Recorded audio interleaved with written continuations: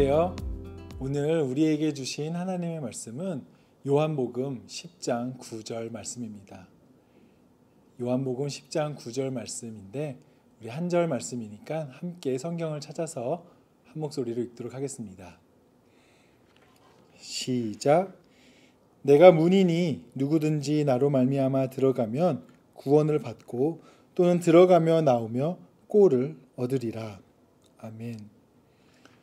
저희는 계속해서 7IM 예수님의 7가지 자기 계시에 대한 말씀을 살펴보고 있습니다.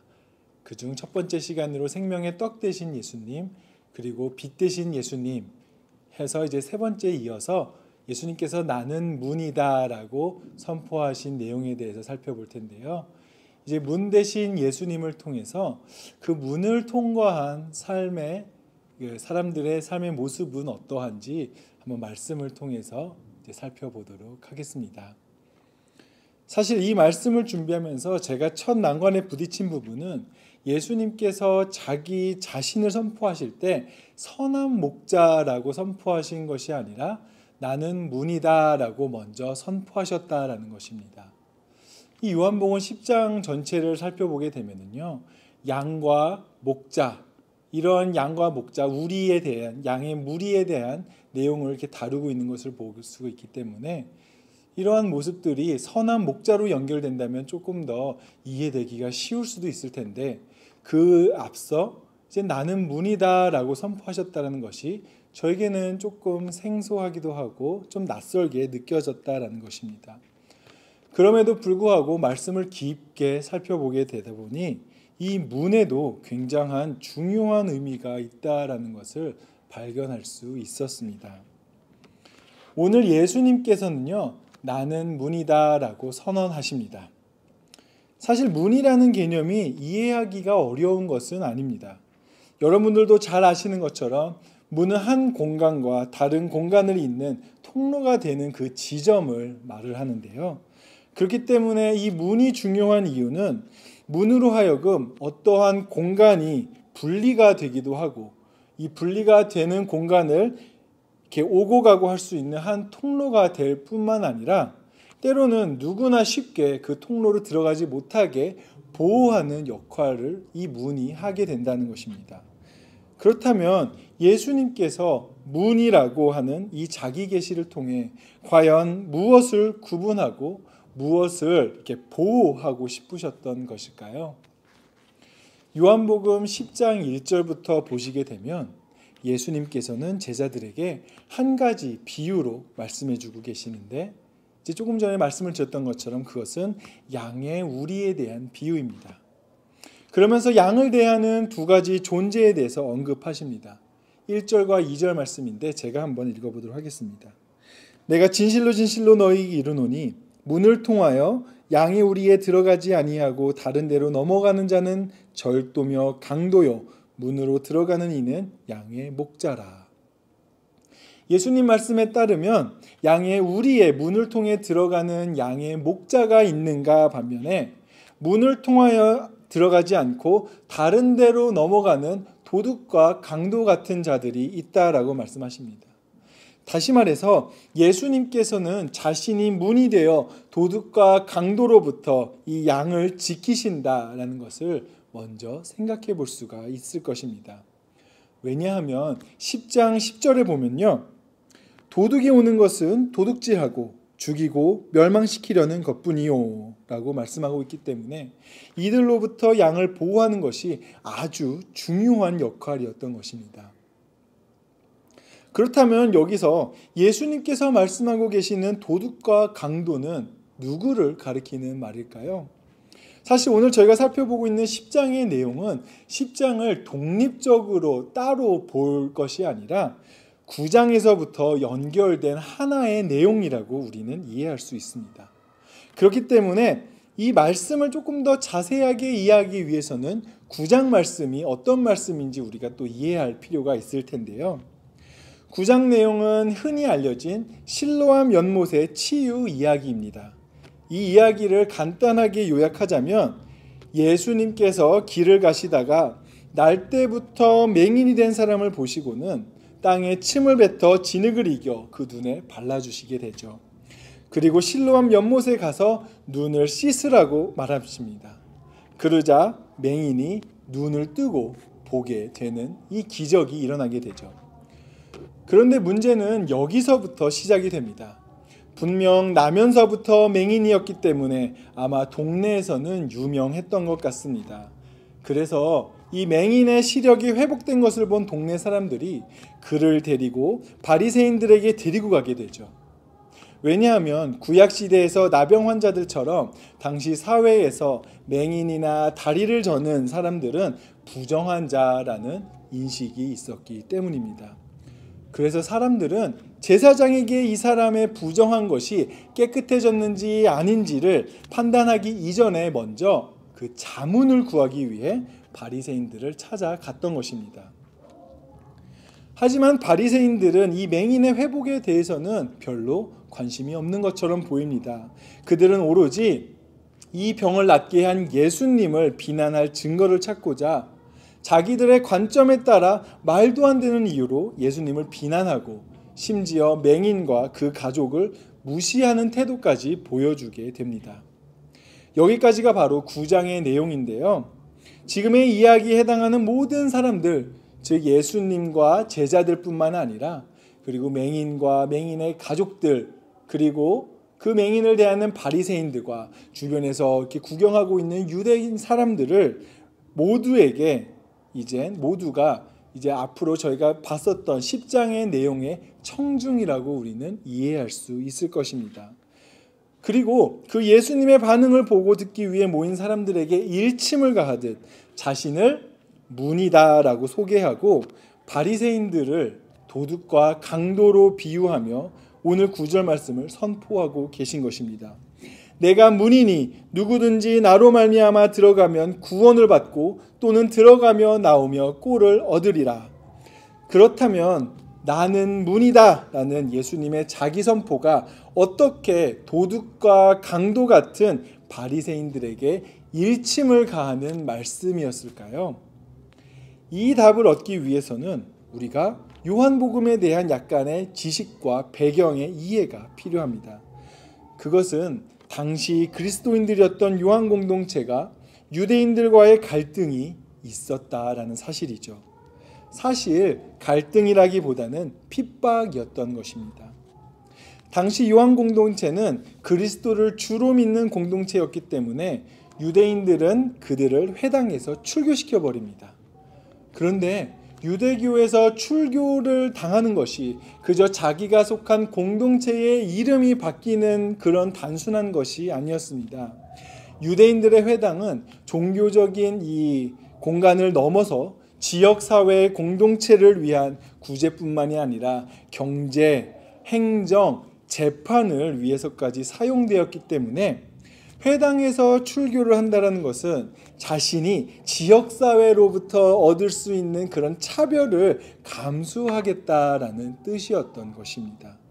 게다가 사회적으로는 유대교는 로마에서부터 존중을 받은 그런 종교였기 때문에 이 종교적인 활동이 유대교는 가능했지만 유대교로부터 출교한 그리스도인들은 로마 황제를 이렇게 예배해야 되는 그 예배 가운데에 참석하지 않는 일로 인하여 그런 불이익이나 큰 어려움을 당할 수밖에 없었던 상황인 것이었죠. 그래서 요한복음 9장에서 바리새인들이 그 맹인의 부모에게 당신의 자녀가 당신의 자식이 어떻게 시력이 회복이 되었습니까? 라고 물었을 때 그 부모님이 내 아들은 이미 다 컸으니까 내 아들한테 직접 물어보세요 라고 반응하는데 그 이유가 22절에 이렇게 나와 있습니다. 그 부모가 이렇게 말한 것은 이미 유대인들이 누구든지 예수를 그리스도로 시인하는 자는 출교하기로 결의하였으므로 그들을 무서워함이로라. 그리스도를 주로 시인했다가는 회당에서 출교를 당하여 그러한 엄청난 차별을 감내해야 하는데 그것이 결코 쉬운 일이 아니었다라는 것입니다. 다시 말해서 그리스도를 주로 고백하여 진정한 그리스도인들이 된다는 것은 세상이 따르는 가치, 즉 로마 황제를 왕으로 여기며 그로부터 얻는 안정된 사회 시스템을 벗어나 고난의 길, 그런 어려움의 상황으로 들어간다라는 것을 의미했습니다. 그런데 이러한 상황에서 맹인이었던 사람은 유대인들 앞에서 이 사람이 하나님께로 오지 아니하였으면 아무 일도 할 수 없을 것이었습니다. 아무 일도 할 수 없으리이다 라고 고백합니다. 그리고 이 대답을 들은 유대인들은 이제 그를 밖으로 내쫓았다라고 9장 34절에 보면 말씀하고 있습니다. 여기서 이 쫓겨남은 단순히 그 장소에서 쫓겨난 것을 의미하지 않습니다. 그는 유대인 회당으로부터 출교당했다, 쫓겨났다라고 볼 수 있는 것입니다. 이 쫓겨남을 당한 자가 그래서 어떻게 합니까? 예수님을 다시 만나게 됩니다. 그리고 그 만남에서 예수는 그에게 네가 인자를 믿느냐라고 질문하시자 그는 이렇게 대답합니다. 9장 38절 말씀인데요. 이르되 주여 내가 믿나이다 하고 절하는지라. 결국 그는 회당으로부터 쫓겨남으로써 세상과는 등질 수밖에 없는 존재였지만 하나님 앞에서는 쫓겨난 자가 아닌 예배하는 자로 하나님 앞에 설 수 있었던 것입니다. 다시 말씀으로 돌아와 이런 이해를 가지고 요한복음 10장을 이렇게 말씀을 본다면 구체적으로 예수님이 문이다라는 사실이 무엇을 의미하는지 좀 자세하게 이해할 수 있을 것입니다. 오늘 본문을 성경을 보면서 한 번 더 같이 읽어보셨으면 좋겠는데요. 9절 말씀입니다. 내가 문이니 또 누구든지 나로 말미암아 들어가면 구원을 받고 또는 들어가며 나오며 꼴을 얻으리라. 처음에 이 문의 개념을 설명하면서 저는 문을 공간과 공간을 구분하면서도 그것을 잇는 통로가 되는 지점이라고 말씀을 드렸습니다. 그렇기 때문에 예수님께서 문이 되시고 예수님으로 말미암아 그 문에 들어가는 자는 구원을 얻는다라는 이 말씀은 그 문으로 들어간 공간이 바로 요한의 공동체였던 신앙의 공동체, 믿음의 공동체인 이 교회, 오늘날의 교회라고 우리는 이해할 수 있을 것입니다. 그렇습니다. 우리는 세상으로부터 나와 교회라는 이 믿음의 공동체로 들어가기 위해서는요, 세상 가운데 얻을 수 있는 그런 이득과 권리를 포기하며 그 예수님의 문으로 나아가는 것입니다. 그 당시 주라고 불리우는 로마 황제 아래의 보호와 그런 안정된 삶을 포기하고, 아니 포기하는 것뿐만 아니라 내가 스스로 위험을 감수하면서 그리스도 예수를 주로 고백함으로써 그 주인 되시는 예수님만 바라보며 그 신앙의 공동체로 들어가야만 했던 것입니다.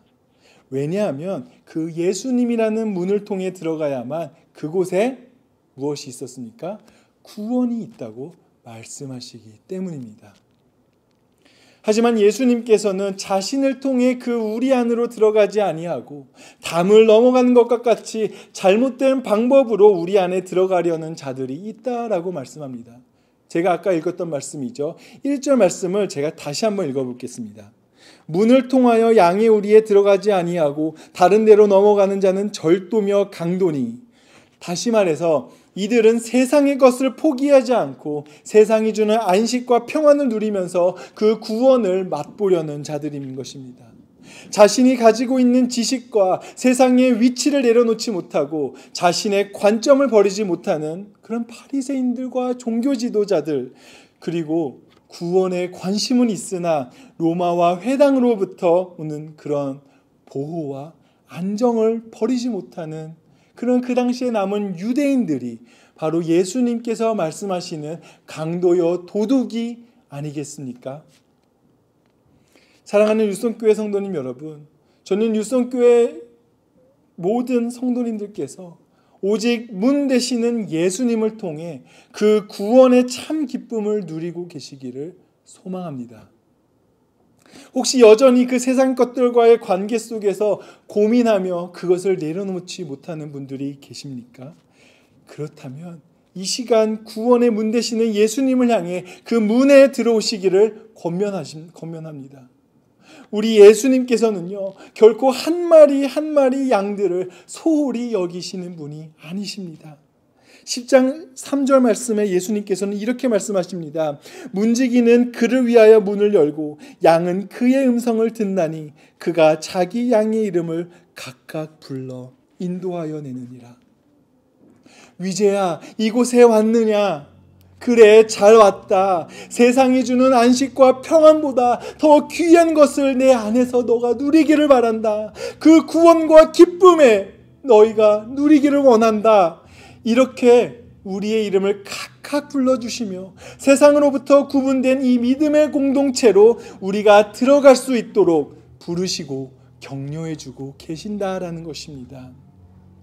그렇다면 이렇게 구원의 문에 들어가는 자들이 아닌 이미 구원을 받아 그 안에 들어가 꼴을 먹어야 하는 양들에게는 어떤 영적인 도전을 주고 계실까요? 이미 그 예수님의 문을 통해 믿음의 공동체에 속한 우리들이 가져야 할 영적 도전이 무엇이냐라는 것입니다. 오늘 본문 말씀을 한 번 더 함께 읽어보도록 하겠습니다. 시작. 내가 문이니 누구든지 나로 말미암아 들어가면 구원을 받고 또는 들어가며 나오며 꼴을 얻으리라. 들어가며 나오며 꼴을 얻으리라.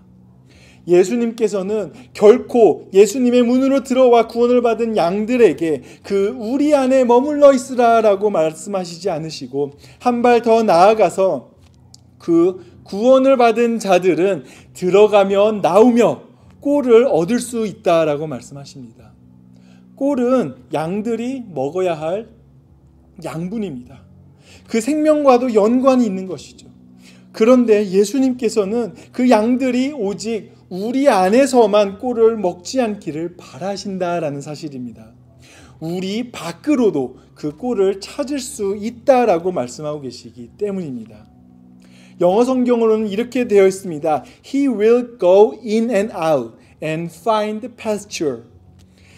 우리 안에서뿐만 아니라 밖에서도 그 꼴을 찾을 수 있다라는 것이죠. 그렇기에 구원을 받은 그리스도인들은 우리를 벗어나 세상 속에서도 그 꼴을 찾도록 노력할 수 있어야 한다라는 것입니다. 우리 뉴성교회는 이미 이 울타리 밖을 벗어나 꼴을 찾는 많은 사역들이 있습니다. 지역사회를 통한 섬김뿐만 아니라 세대와 세대가 넘는 바운더리 오버커머와 같은 사역들이 있습니다. 또한 213과 413과 같은 훈련을 통해서도 우리는 교회를 넘어 세상 속에서 살아가는 그런 세상 속에서 그 꼴을 얻는 그리스도인으로 훈련을 받을 수도 있습니다. 개인적으로 저는 413 훈련을 진행하면서 우리 삶의 주인의 자리에서 세상을 왕으로 두고 살았던 그 삶을 내려놓고 주님을 내 삶의 주인의 자리에 둠으로써 교회라는 바운더리를 넘어 세상 가운데에서도 그 주님의 은혜를 찾고 삶으로 예배를 드릴 수 있는 방법을 성도님들과 함께 고민하고 그 답을 찾기 위한 시간을 가졌던 것이 굉장히 큰 은혜였음을 고백합니다. 그렇기에 우리 유성교회 성도님들께서도 이 믿음의 공동체인 교회 안에서뿐만 아니라 그 바운더리를 넘어 세상 속에서도 그 하나님이 주신 꼴을 찾을 수 있는 여러분들이 될 수 있길 예수님의 이름으로 축복합니다. 말씀을 마무리하면서 우리에게 주어진 두 가지 영적 권면과 도전을 기억하시길 바랍니다. 세상을 왕으로 여기는 세상으로부터 벗어나 오직 구원의 문 대신 주님을 향해 나아가기를 바랍니다. 그리고 우리가 속한 이 영적 공동체 안에서만 우리가 꼴을 찾고 이 안에서만 머무르려고 하는 것이 아니라 우리 밖에서도 그 꼴을 찾을 수 있는 여러분들이 되시길 예수님의 이름으로 축복합니다. 그럼 함께 기도하도록 하겠습니다. 사랑의 하나님 아버지, 오늘 말씀을 통해서 우리에게 주어진 그 내가 문이다라는 예수님의 자기 계시를 이해하는 그 말씀을 주심에 너무나도 감사드립니다. 그 말씀을 통해 우리에게 주어진 두 가지 영적 권면과 도전을 기억하기를 원합니다. 우리가 세상 가운데 그 세상에 타협하며 세상이 주는 안식과 평안을 바랄 때가 있지만 이제 그 주님으로 하여금 그 평안과 안식보다 주님이 주는 생명의 그 구원의 삶을 저희가 더 갈급해하고 그 문으로 들어가길 도전하는 뉴성교회 성도님들이 될 수 있도록 주님께서 함께하여 주시옵소서. 더불어 우리에게 주신 그 하나님의 은혜로 인하여 그 구원을 받게 되었을 때에 내가 내 자리에 머물며 이 교회 안에서만 그 꼴을 먹고 나를 충전시키려고 하지 않고 우리가 그 우리 밖을 벗어나 세상 가운데서도 꼴을 찾으며 그 세상 가운데에 하나님이 보여주신 사명과 사랑을 보여줄 수 있는 우리 뉴송교회 성도님들이 될 수 있도록 주님께서 함께하여 주시옵소서. 이 말씀을 붙잡고 한 주간 살아가는 뉴송교회 성도님들이 될 수 있도록 주님께서 함께 오시길 원하오며 주의 아들 그리스도 예수님 이름으로 기도드렸습니다. 아멘. 주의 보좌로 나갈 때에 어떻게 나가야 할까? 나를 구원한 주의 십자가 그것을 믿으며 가네. 주의 보좌로 나갈 때에 나 여전히 부족하나. 나를 부르신 주의 그 사랑 그것을 믿으며 가네. 자격 없는 내 힘이 아닌 오직 예수님의 보혈로 자격 없는 내 힘이 아닌 오직 예수님의 보혈로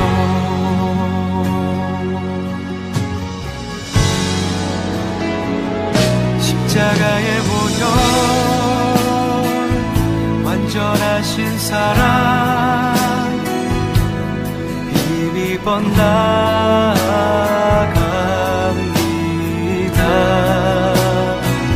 십자가의 보혈 완전하신 사랑 힘입어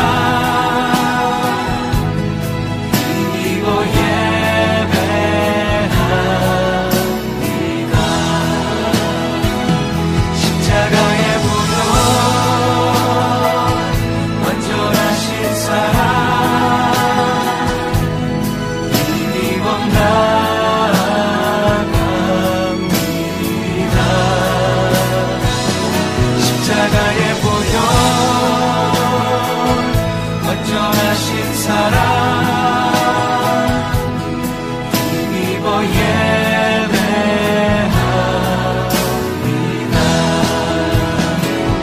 십자가의 보혈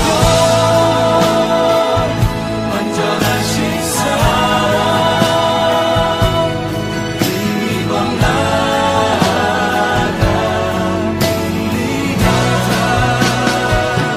십자가의 보혈 완전하신 사랑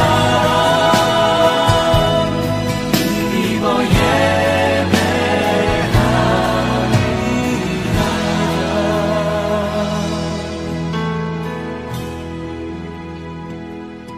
십자가의 보혈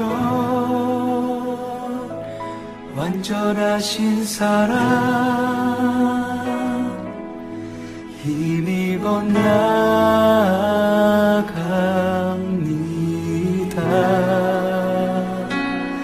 십자가의 보혈